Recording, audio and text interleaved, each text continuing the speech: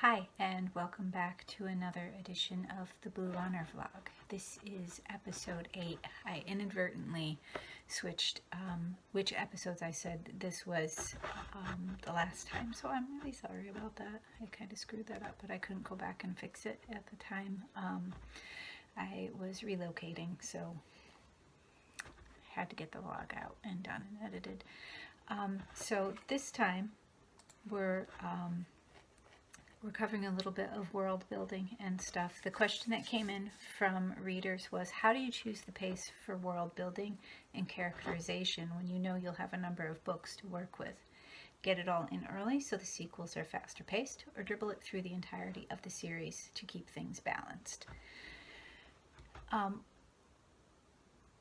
It's something that you really have to think about in advance, which can kind of make it difficult because a lot of authors don't think about writing books into a series when they first start. They sometimes write a book and then they realize I could keep going with this, and then they end up serializing it.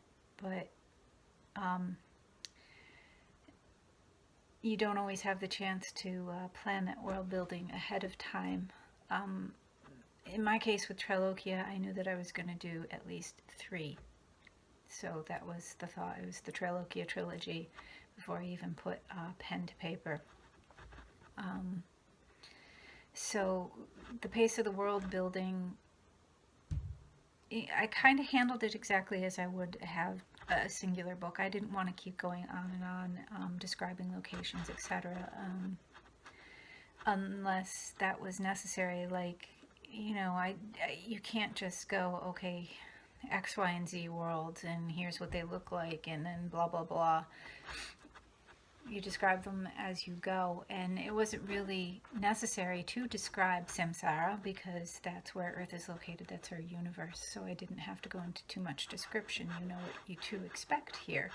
And considering that it started in the 1960s, in The Shadow Soul with that, you pretty much know what to expect. And I did describe a little bit of the clothing and stuff that Dominic runs into on the train and traveling through England and stuff. And world building beyond that, it really comes as you enter into separate spaces. So when you first meet Mael, it's at her pool, and you know that that's located near her home, and she comes out from behind there and down the little hill and stuff. So you see this kind of field. In my mind, I kind of pictured a Tuscan type of scenery, where it goes down and you see the villa in the distance and stuff. And it wasn't too far that she couldn't see what was going on and stuff in the backyard of her family home. But the hill comes up and stuff, and you've got those tall poplars and all that. As for the first few pages of the book, I did a sort of a myth, if you would like to think of it that way. I talked about how the worlds came into being and how many there are in the hierarchy there. It's the 7 planes. And I went from there, but I didn't want to spend pages and pages. I remember the beginning of The Lord of the Rings and just feeling so hampered, waiting for this whole party thing to finally resolve. And it took a while. Not that Tolkien was writing poorly by any means. I mean, there was a reason for all of that. And but you don't want to copy what somebody else has done that was successful, because that doesn't necessarily transfer over to your writing. It depends on the work. For Triloquia, I tried to do the world building throughout. The world and the scenery and the things that you encounter all kind of frame the characters.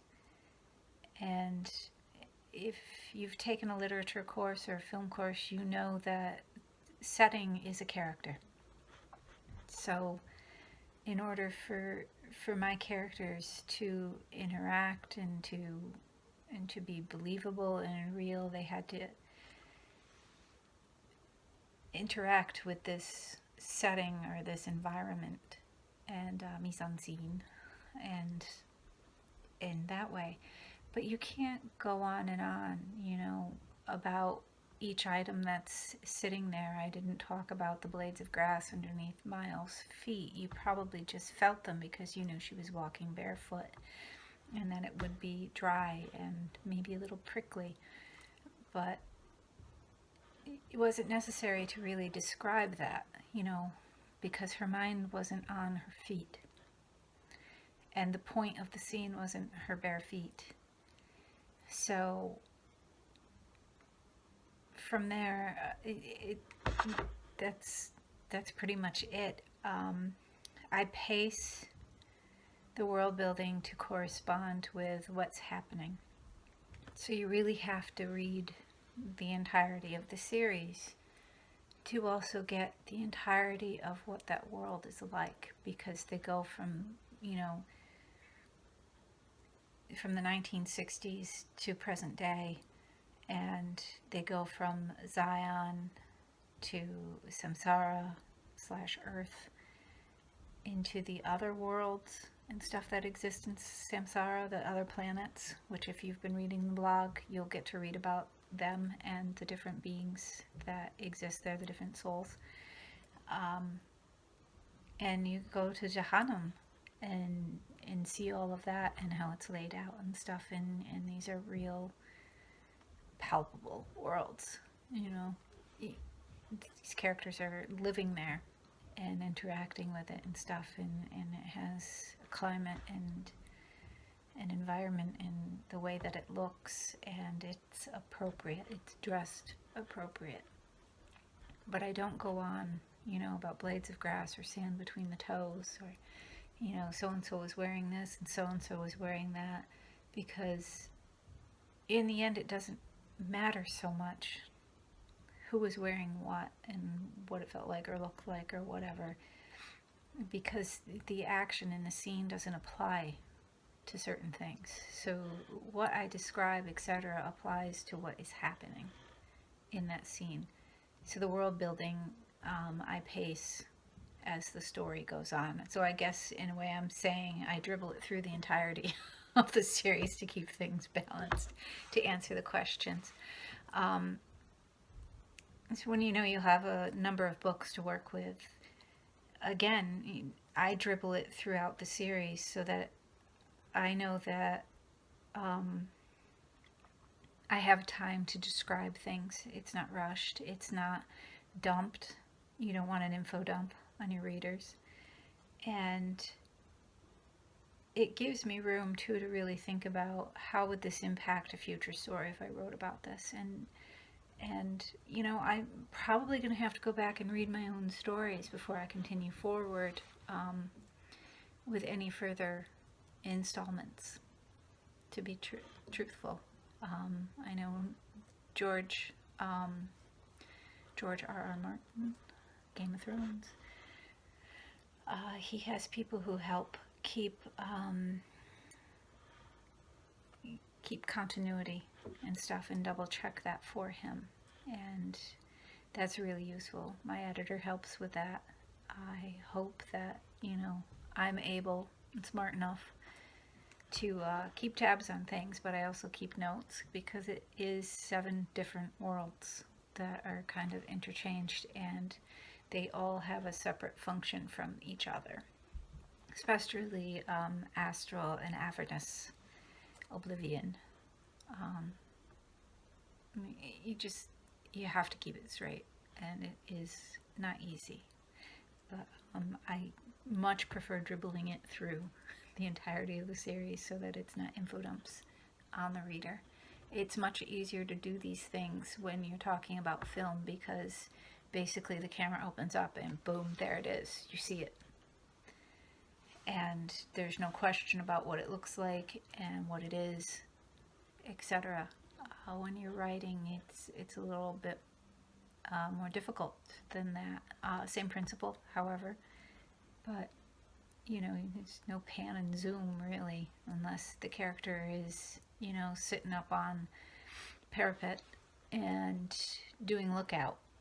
And then it would kind of make sense for them to describe the lay of the land, etc., that's out there that they're looking at, and maybe the thoughts that they're having, etc., because that would go back to characterization, you know, kind of things goes through their mind when they're looking at X, Y, or Z.